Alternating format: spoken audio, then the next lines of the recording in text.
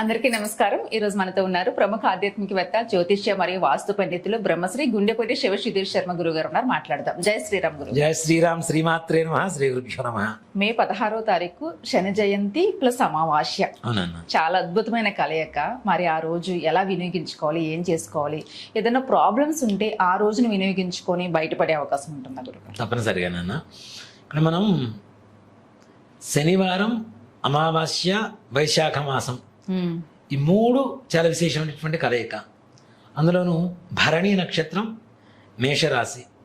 ఇక్కడ మనం కొన్ని దోషాలు చెప్పేటప్పుడు ముఖ్యంగా శుక్ర కుజగ్రహాల ప్రభావం ఎక్కువగా చూపిస్తూ ఉంటాం మనం. నిజంగా చెప్పాలి అంటే మన దగ్గరకు వచ్చేటువంటి ఒక 1000 మంది వస్తే దాంట్లో 998 మందికి శుక్ర కుజుల ప్రభావం ఎక్కువగా ఉంటుంది జాతకంలో. శుక్ర కుజ రాహుకేతువులు. రాహుకేతువులు కామన్. శుక్ర కుజులు ఈ మధ్య కాలంలో దాదాపు 85 నుంచి పుట్టినటువంటి ప్రతి ఒక్కరికి కూడాను వీటి కాంబినేషన్ ఎక్కువగా ఉంది. శుక్ర కుజుల కాంబినేషన్ ఎక్కువగా ఉంది. అంటే శుక్రుడికి 12వ స్థానంలో కుజుడు, కుజుడికి 12వ స్థానంలో శుక్రుడు, శుక్రుడికి 6వ స్థానంలో కుజుడు, కుజుడికి 8వ స్థానంలో శుక్రుడు, ఇట్లా లేదంటే శుక్రస్థానంలో కుజుడు, కుజ స్థానంలో శుక్రుడు, పరివర్తన యోగాలు ఇట్లాగా ఉండటం. అలాగే తృతీయ స్థానం, 3వ స్థానంలో శుక్ర కుజులు చూసుకోవటం, ఇట్లాంటివి ఎక్కువగా కలుగుతున్నాయి నాకు. ఇలాంటి రోజు కంటే ఇప్పుడు మనం చదువుతున్న దానికి సంబంధం ఏంటి అనేటువంటి విషయానికి వస్తే, భరణీయ నక్షత్రాధిపతి శుక్రుడు. భరణీయ నక్షత్రం ఏ రాశిలో ఉంటుంది? మేషరాశిలో ఉంటుంది. మేషరాశ్యాధిపతి ఎవరు? కుజుడు. శుక్రుడు, కుజుడు. భరణీయ నక్షత్రాధిపతి శుక్రుడు, రాష్ట్రాధిపతి కుజుడు. ఈ ఇద్దరి కాంబినేషను శనితో కలిసి రావడం, శనివారంతో, అందులో అమావాస్యతో కలిసి రావడం, అందులో వైశాఖ మాసం కావడం. ఎన్ని రకాల కాంబినేషన్స్ అనేది చూడండి. అవును, నిజంగా అద్భుతమైన కలయిక. 5 అమావాస్య అంటే సూర్యుడు, శనివారం అంటే శనీశ్వరుడు, భరణి నక్షత్రం అంటే ఏమో శుక్రుడు, మేషరాశి అంటే ఏమో కుజుడు, అవునా? వైశాఖ మాసం అంటే గురుడు. ఇంకేం కావాలి? కుజ, గురు, శుక్ర, రవి, ఇన్ని గ్రహాల కలయిక ఒక్క రోజులో మనకు కలిసి వస్తుందని చెప్పుకోవాలి. కాబట్టి ఇది చాలా విశేషమైనటువంటి రోజుగా చెప్పుకోవచ్చు. ఈ ముఖ్యంగా ఇందాక మనం చెప్పుకున్నట్టుగా శుక్ర కుజుల కాంబినేషన్ ఒకటి. ఇది స్త్రీ శాపానికి తార్కాడన్న, దాంట్లో ఏమాత్రం కూడా సంశయం లేదు.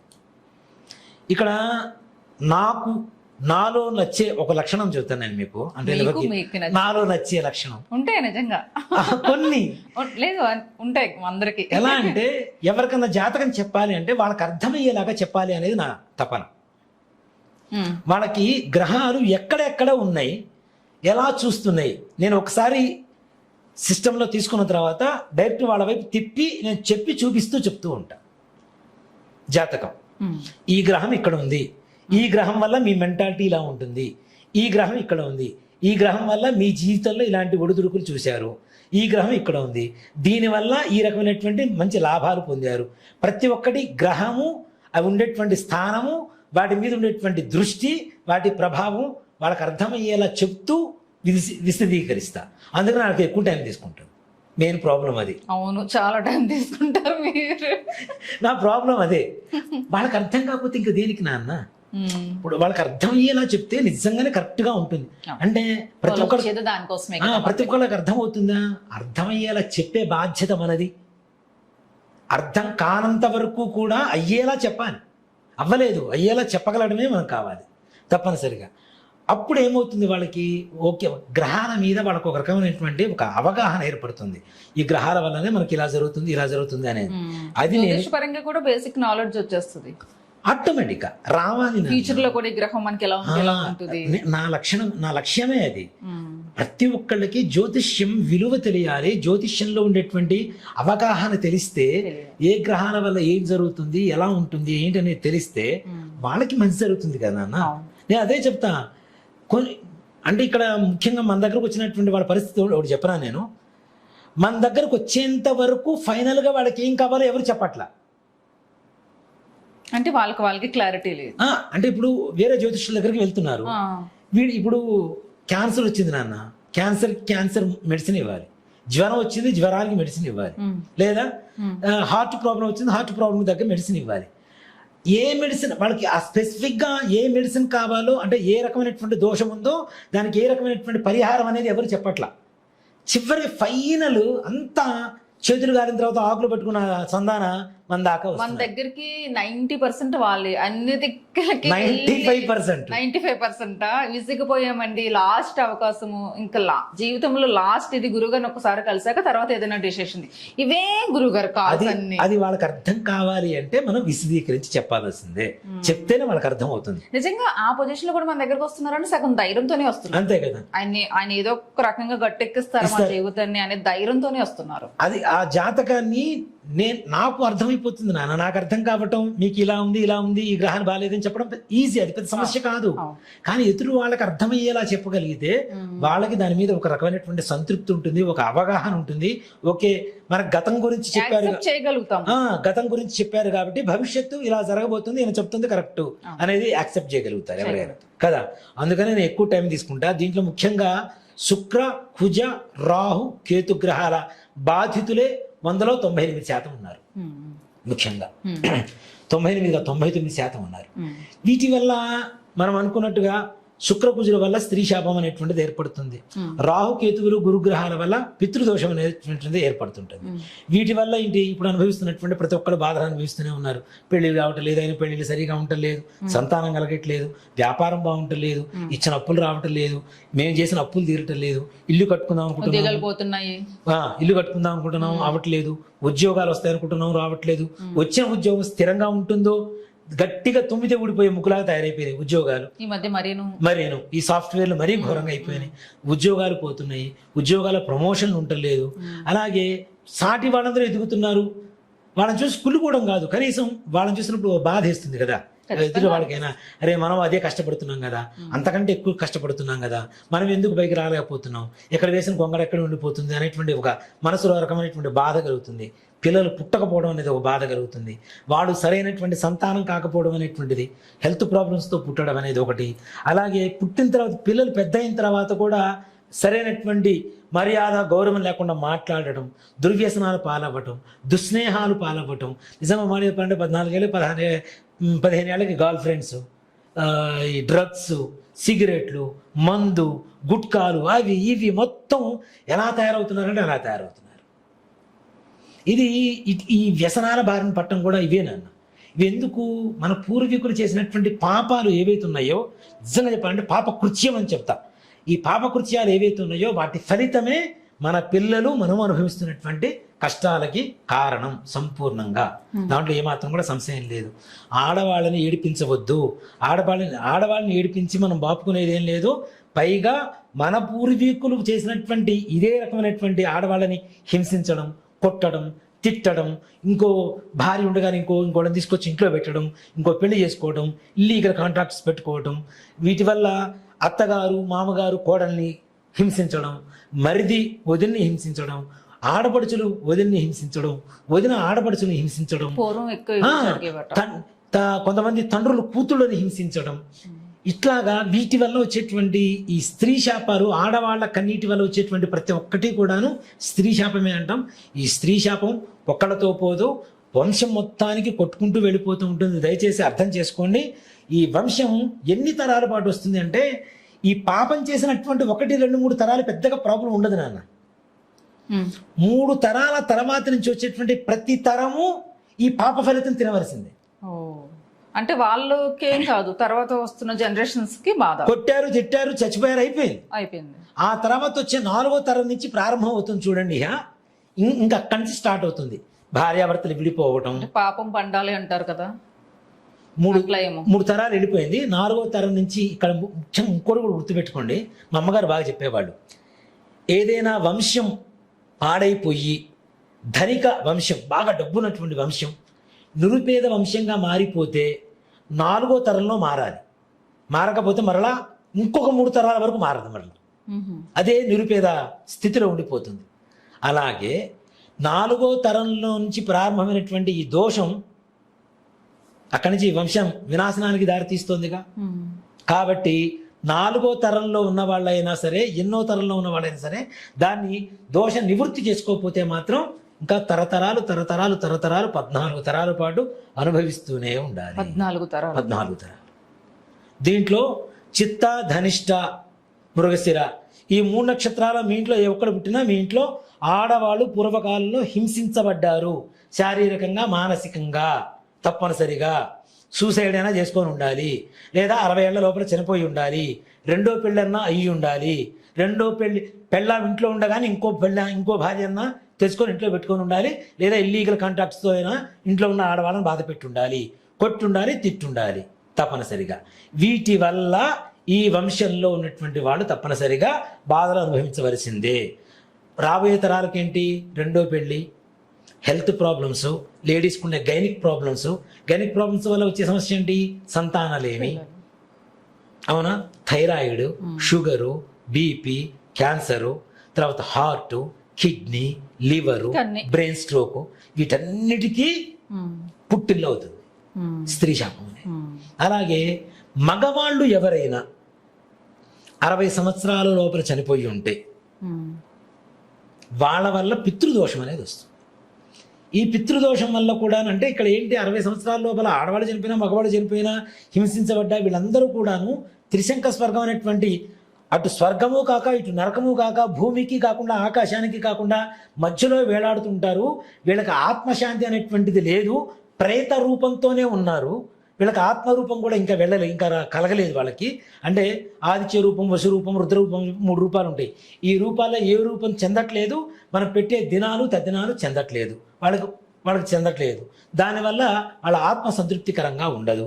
అలాగే కొంతమంది తద్దినాలు దినాలు పెట్టడం మానేస్తున్నారు కొంతమంది. ఈ మధ్య ఒకటి చూశాను అన్న వీడియో, తండ్రి తల్లి ఇద్దరు చనిపోయి ఉన్నారు, కొడుకు కూతురు కోడలు అల్లుడు అమెరికాలో ఉంటారు. ఇంటి చుట్టుపక్కల వాళ్ళు ఏదో ఇంట్లోంచి స్మెల్ వస్తుంది అని చెప్పేసి పోలీసులకు కంప్లైంట్ ఇస్తే వాళ్ళందరూ వచ్చి తలుపులు తీస్తే ఇద్దరు భార్యాభర్త చనిపోయినారు, తల్లి తండ్రి. పిల్లలకు ఫోన్ చేశారు, అంటే అప్పటికి వారం రోజులైందిట. వారం రోజుల్లో ఒక్కసారి కూడా తల్లిదండ్రులకు ఫోన్ చేయాలన్న ఆలోచన ఆ పిల్లలకి రాల, ఫోన్ చేయలేదు. వీళ్ళు ఇక్కడ ఉన్న వాళ్ళు ఫోన్ చేస్తే మేము వీడియో కాల్లో చూస్తాము, దహనాలకి ఎంత ఖర్చు అవుతాయో అంత ప్యాకేజ్ మేము మాట్లాడి మనుషులను పంపిస్తామని చెప్పి ప్యాకేజ్ మాట్లాడి మనుషులు పంపించి దహనం చేయించారు. అంతకంటే అసలు జీవితం అది జన్మేనా? అసలు ఎంత హీనాతిహీనమైనటువంటి ఘోరమైనటువంటి ఎంతో మంది బాధపడుతున్నారు కదా. అలాంటి పనులు చేయటం కూడా భవిష్యత్తులో మన పిల్లలకి శాప రూపంలో తగులుతుంది. వంశం నిర్వంశమైపోతుంది. పిల్లలు పుట్టకపోవటం, వంశం లేకపోవటం, హెల్త్ ప్రాబ్లమ్స్ రావటం, వ్యాపారాలు బాగుండకపోవటం, ఉద్యోగాలు లేకపోవటం, సద్బుద్ధి లేకపోవటం, పెళ్ళిళ్ళు కాకపోవటం, అయిన పెళ్ళిళ్ళు సరిగా ఉండకపోవటం, ఇవన్నీ కూడాను పితృదోషాలు, పితృశాపాలు, స్త్రీ శాపాల వల్ల మన వంశంలో జరుగుతూనే ఉంటాయి. వీటి కారణమే ఇందా మనం చెప్పుకున్నటువంటి గ్రహాలు రాహుకేతువు, శుక్ర, కుజ. మెయిన్ నా జాతకం, నేను చెప్పే జాతకంలో ఒక మనిషి మెంటాలిటీ అనాలిసిస్ చేసేటప్పుడు శుక్రకుజుల్ని తీసుకుంటా. నేను శుక్రకుజుల్ని తీసుకుంటే వాళ్ళ గురించి 10 నిమిషాలు నాన్ స్టాప్గా చెప్పొచ్చు. వాడు ఎలాంటి వాళ్ళు అనేటువంటిది నాన్ స్టాప్గా 10 నిమిషాలు చెప్పొచ్చు. వాళ్ళ తత్వం, వాళ్ళ మెంటాలిటీ ఏంటి, వాళ్ళ బిహేవియర్ ఏంటి అనేది. అంత ఘోరమైనటువంటి ప్రమాద స్థితిలో ఈ 85 నుంచి పుట్టినటువంటి పిల్లల్లో 100లో 99 మందికి ఉంది. ఇది గమనించండి.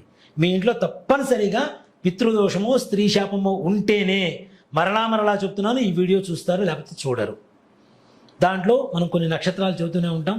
అశ్వని, ఆరుద్ర, మఖ, స్వాతి, మూల, శతవిషం, రోహిణి, హస్త, శ్రవణం, అలాగే మృగశిర, చిత్త, ధనిష్ట, పునర్వసు, విశాఖ, పూర్వాభాద్ర, పుష్యమి, అనురాధ, ఉత్తరాభాద్ర, ఆశ్లేష. ఈ నక్షత్రాలలో ఏ ఒక్క నక్షత్రం మీ ఇంట్లో జననం జరిగినా, జననం ఒకటి కాదు, మరణ చెబుతున్నాను, ఇవే నక్షత్రాలు ఎక్కువగా రొటేట్ అవుతూ ఉంటాయి. ఎక్కువగా ఈ నక్షత్రాల్లో జననం జరుగుతూ ఉంటుంది. ఇది గుర్తుపెట్టుకోండి. ఈ 19 నక్షత్రాలు, వీటిలో కనీసం 3-4 నక్షత్రాలు మీ అన్నదమ్ముల పిల్లలు అక్క చెల్లెల పిల్లలు 100% 3-4 కాదు 7-8 ఉన్నా కూడా ఆశ్చర్యపడాల్సిన అవసరం లేదు. ఎప్పుడైతే మృగశిర చిత్తా ధనిష్ట నక్షత్రాల్లో పుట్టారో ఆ ఇంట్లో 4 తరాల క్రితం నుంచి స్త్రీ శాపం ఉన్నట్టు లెక్క. ఆశ్లేష నక్షత్రంలో పుడితే 7 తరాల క్రితం నుంచి పితృదోషం ఉన్నట్టు లెక్క. దాంట్లో అనుమానం లేదు. కాబట్టి ఈ నక్షత్రాలు మీ ఇంట్లో ఉన్న ఈ వీడియో మీరు చూస్తున్నా తప్పనిసరిగా పితృదోషమో స్త్రీ శాపమో పితృశాపమో మీ ఇంట్లో ఉన్నట్టే లెక్క. వాటికి శాశ్వత పరిష్కారం ఒక్కడే మాట చెబుతున్నా, ఇది శాశ్వత పరిష్కారం. చాలా మంది చెబుతున్నారు 3 సార్లు చేయించుకోవాలి, 4 సార్లు చేయించుకోవాలి, ఇవన్నీ పిచ్చి మాటలు. ఒక్కసారి ఆత్మకి శాంతి కలిగి త్రిశంక స్వర్గం నుంచి స్థానం మారిపోయి ఒక స్థానం పొందిన తర్వాత మరలా వాడికి పెడతామా? చేయంగా ఆత్మఘోష నివారణ పూజలు అయితే చేయంగా తద్దినం పెడతాం ప్రతి సంవత్సరం. అదే ఆత్మఘోష నివారణ, అంతకుమించి ఏం లేదు. కాబట్టి జన్మలో జీవితంలో ఒక్కసారి చేయవచ్చు, ఒక్కసారి చేస్తే చాలు.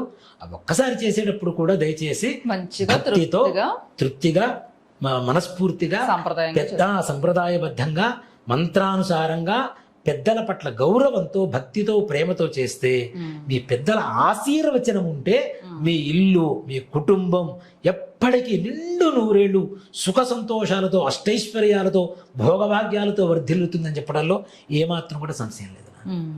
ఇలాంటి వాటికి మనం ప్రతి సంవత్సరం చెబుతూనే ఉంటాం, ప్రతి నెలా కూడాను. వైశాఖ మాసం ఈ మాసం, అందులో ఈ వైశాఖ మాసంలో వచ్చేటువంటి అమావాస్య రోజున ఎవరైతే సముద్ర స్నానం చేస్తారో మనం చాలాసార్లు చెబుతూ ఉంటాం, ఆకా మావై ఆషాఢ మాసం, కార్తీక మాసం, మాఘమాసం, వైశాఖ మాసం సముద్ర స్నానాలకి విశేషమైనటువంటి రోజులు. వైశాఖ మాసంలో చిట్ట చివరి రోజు అమావాస్య, శనివారం, శని జయంతి, అలాగే సూర్య భగవానుడికి ఇష్టమైనటువంటి అమావాస్య తిథి, గురుమాసం, గురువుకి ఇష్టమైనటువంటి మాసం, నక్షత్రం భరణి నక్షత్రం, శుక్రగ్రహ నక్షత్రం, అలాగే రాశి మేషరాశి, కుజరాశి. కాబట్టి ఇన్ని గ్రహాల అనుకూలత మన జీవితంలో మన కుటుంబానికి మన పిల్లలకి కలగాలి అంటే గోకర్ణంలో మోక్షనారాయణ బలి తప్పితే వేరే గతి లేదు, దాంట్లో అనుమానమే లేదు. ఎవరెన్ని చెప్పినా సరే దీనికి ఏదో సబ్షూట్స్ చూద్దాము, వేరే చోట చేయిద్దాము, వేరే చోట చేయించడానికి అవకాశాలు చూద్దాము అని చెప్పి వేరే ట్రయల్స్ కూడా జరుగుతున్నాయి. కానీ ట్రయల్స్ ఒకటి చెప్తానన్నా, ఎప్పుడూ కూడాను తల్లే లాంటిదే, దాంట్లో అనుమానం లేదు. అంతే కదా, అనుమానమేం లేదు దాంట్లో. ఎక్కడికి వెళ్ళాల్సిన అవసరం, మాతృక ఒక చోట పుట్టింది, పుట్టిన స్థలంలో ఆ పూజ చేయడం పరమార్థం. ఎక్కడ కనబడితే అక్కడే చేసేస్తామంటే దానికి పరమార్థం ఎక్కడ ఉంటుంది? కాబట్టి దయచేసి గమనించండి, గోకర్ణ మహాక్షేత్రంలో ఈ నెల 16వ తారీఖు శనివారం రోజున మోక్షనారాయణ బలి కార్యక్రమం జరుగుతుంది. అది మన ఆధ్వర్యంలో జరుగుతుంది. మనం 15వ తారీఖు శుక్రవారం మధ్యాహ్నం ఇక్కడ బస్సు ఎక్కి బయలుదేరుతాం. బస్సు కూడా మనదే ఉంటుంది, స్లీపర్ కోచ్ ఉంటుంది. అప్ అండ్ డౌన్ వెళ్ళడానికి రావడానికి, వెళ్ళేటప్పుడు రాత్రిపూట టిఫిన్, వాటర్ బాటిల్, వచ్చేటప్పుడు అక్కడి నుంచి సాయంత్రం బస్సు ఎక్కిన తర్వాత రాత్రిపూట టిఫిన్, వాటర్ బాటిల్, అక్కడ వెళ్ళిన తర్వాత రూము, కాఫీ, టిఫిన్, భోజనం, పూజ, అన్ని కార్యక్రమాలు పూజా ద్రవ్యాలతో సహా. కొన్ని ద్రవ్యాలు మాత్రమే మీరు తెచ్చుకోవాలి. అంతేకాకుండా దయచేసి ఇంకొకటి కూడా చెప్తాను, సామూహికంగా జరిగేటువంటి పూజల చోట చేయించకండి, ఆన్లైన్లో అస్సలు చేయించకండి. ఆన్లైన్లో చేయించే పూజల్లో అప్రమత్తంగా ఉండండి. చాలా మోసాలు జరుగుతున్నాయని చెప్పి ఇది నేను చెప్తున్న మాట కాదు నాన్న, ప్రతి ఒక్కరు డైరెక్ట్ గోకర్ణంలో ఉన్నటువంటి ఎవరైతే మన పూజలు చేయించేటువంటి గురుగారు వాళ్ళు ఉన్నారో వాళ్ళే చెప్తున్నారు. దయచేసి భక్తులకి చెప్పండి, అప్రమత్తంగా ఉండమని చెప్పండి. ఆన్లైన్లో చాలా వస్తున్నాయి, ఏవో వెబ్సైట్స్ వస్తున్నాయి, మరి వాళ్ళు ఎవ్వరు ఇక్కడ సంబంధించిన వాళ్ళు కారు, ఇక్కడ ఎవరు లేరు, ఇక్కడ పూజలు జరగట్లేదు. జస్ట్ కేవలం మాత్రం వాళ్ళ వీడియోలు ఎక్కడెక్కడో పూజ చేసేసి వీడియోలు ఇక్కడే చేసి పంపిస్తున్నాం అని చెప్పి చెబుతున్నారు. అందరికి కలిపి ఒక్కళ్ళే కూర్చొని పూజ చేస్తున్నారు. గోత్రనామాలు మాత్రం విడివిడిగా చెబుతున్నారు, చెప్పేసి పూజ మాత్రం ఒకటే చేస్తున్నారు. అందరికి ఇదే వీడియో పంపిస్తున్నారు. దయచేసి అవి నమ్మొద్దని చెప్పండి అని చెప్పి స్ట్రాంగ్ గా మనం పోయినప్పుడు కూడా గురువు గారు చెప్పారు. దయచేసి అది అంటే ఇప్పుడు మన మాట కాకుండా అక్కడ జరుగుతున్నటువంటి అన్యాయం వాళ్ళకి తెలుస్తుంది కాబట్టి వాళ్ళు కూడా దాన్ని ఖండిస్తున్నారు. ఈ వెబ్సైట్ల మీద వాటి మీద కూడా కేసులు పెడదామని చెప్పి ఆలోచిస్తున్నారు. వాళ్ళు జరగని వాటికి జరుగుతున్నాయని చెప్పి వాళ్ళు అన్యాయంగా అనవసరంగా పూజలు చేయడం, చేస్తున్నామని చెప్పడం, అబద్ధం చెప్పడం, మోసం చేయడం జనాల్ని. దానివల్ల క్షేత్రానికి చెడ్డ పేరు వస్తుంది కదా నాన్న, క్షేత్రానికి వస్తుంది, క్షేత్రంలో ఉండేటువంటి వాళ్ళకి చెడ్డ పేరు వస్తుంది. కాబట్టి దయచేసి ఇది గమనించండి. ఆన్లైన్లో ఇట్లాంటి చోట ఎక్కడ చేయించకండి. దయచేసి 8143666818 నెంబర్కి ఫోన్ చేసి నమోదు చేసుకోండి. దయచేసి ముందుగా 15వ తారీఖు మధ్యాహ్నం ఇక్కడ బయలుదేరుతాం, 16వ తారీఖు పొద్దున్న అక్కడ దిగుతాం, 16వ తారీఖు పొద్దున్న పూజ ఉంటుంది. సాయంత్రానికల్లా పూజ, దర్శనం, భోజనాలు అన్నీ పూర్తి చేసుకున్న వరల సాయంత్రం బస్సు ఎక్కడం స్టార్ట్ చేస్తే మళ్ళీ ఆదివారం పొద్దున చక్కగా మీరు వచ్చిన తర్వాత మరుసటి రోజు కూడా రెస్ట్ తీసుకునేటువంటి అవకాశం ఉంటుంది. ఆదివారం అధిక జ్యేష్ఠ మాసం, అందులో ఆ మాసం కూడా ప్రారంభం అవుతుంది. చక్కగా ఆదివారం రెస్ట్ తీసుకుని సోమవారం నుంచి మరలా యథావిధిగా మీ పనులకు మీరు వెళ్ళవచ్చు. అంతేకాకుండా దయచేసి మాతో పాటు వచ్చేటువంటి వాళ్ళకు మాత్రమే అక్కడికి తెచ్చుకోవాల్సినటువంటి వస్తువుల వివరాలు, కావలసినటువంటి ఎవరైతే వరసల పేర్లు రాసుకోవాలి ఆ వరసల పేర్లు లిస్టు ఇవి మాత్రం ఇవ్వబడతాయి, మిగిలిన వాళ్ళకి ఇవ్వబడవు. దయచేసి మిగిలిన వాళ్ళు ఇవేవి చెప్పరు. ఆ సంగతి అందరికీ తెలిసిందే. కాబట్టి దయచేసి సుశాస్త్రీయంగా చేయించుకోవాలనుకునేటువంటి వాడు మాత్రం ఈ నెంబర్ని సంబంధించి ఒక్క నెంబర్ మాత్రమే, ఇంకెలాంటి నెంబర్స్ లేదు. తప్పనిసరిగా ఈ నెంబర్ని సంప్రదించండి, వివరాలు నమోదు చేసుకోండి. ఇక్కడ ఒకటే, ఇక్కడ రాసుకొని వచ్చేదానికి అక్కడ అడిగేదానికి తేడా ఏంటి అంటే అక్కడ 1-2 మర్చిపోవచ్చు. మీకు రాకూడదు అనేటువంటి ఉద్దేశంతోనే పరిపూర్ణంగా ఇక్కడి నుంచే పూర్తిగా ఇక్కడి నుంచి తీసుకెళ్ళడం అనేది జరుగుతుంది. అక్కడ ప్రసాదం ఇస్తారు, ఆ ప్రసాదాన్ని ఏం చేయాలో కూడా మరలా అక్కడే చెప్తాను నేను. దేనికంటే నాన్న ఇది నిజంగా నాన్న చిల్లరగా అయిపోయింది అనకూడదు కానీ కాపీ కొడుతున్నారు వీళ్ళు. అవునా, దాన్ని ఏం చేయాలో తెలియదు. ఎట్లా నిజంగా తెలిసిన వాడైతే చెప్తాడు. అవును, అది ఎవరు చెప్పట్లేదు అంటే విషయం తెలియట్లేదని కదా. అక్కడ ప్రసాదం ఇస్తాం, ఆ ప్రసాదాన్ని ఇంటికి వచ్చిన తర్వాత ఏం చేయాలి, ఎలా ఉండాలి. మన వాళ్ళు వీళ్ళు కూడా కొంతమంది రేట్లు తెలుసుకుని తక్కువ ఉంటుంది కదా అక్కడ. మన డీటెయిల్స్ ఇది వరకు మన వాళ్ళు చెప్పేసేవారు తెలియక, కానీ మీరు చెప్పాక మేము కూడా చెప్పట్లేదు. అంతేనా నాన్న, ఒకటి చెప్తాను నాన్న, రంగురాయి సగం అక్కడే కదా గురుగారు ఉంది పూజ అంతా కూడా. రంగురాయి రత్నం ఒకటే ధరకి అమ్మాలంటే అమ్మలేం కదా. గాడిదని గుర్రాన్ని ఒకే తాటికి కట్టేయాలంటే కరెక్ట్ కాదు కదా. చేసేటువంటి విధానాన్ని బట్టి ఒక్కసారి చేయించుకునేదన్నా మంచిగా చేయించుకోవాలి, శ్రద్ధగా చేయించుకోవాలి. చేయించేటువంటి వాళ్ళు కూడా మంచిగా చేయించాలి. సో కాబట్టి చేయిస్తే దాని ఫలితం కూడా సంపూర్ణంగా దక్కుతుంది. దానికి నిలువెత్తు సాక్ష్యం నేను, మా అమ్మాయి కూడా, ఎవరో కాదు, అందరం సాక్ష్యాలు చేయించుకున్న దానికి 100% ఆ రిజల్ట్ అయితే తీసుకుంటాం.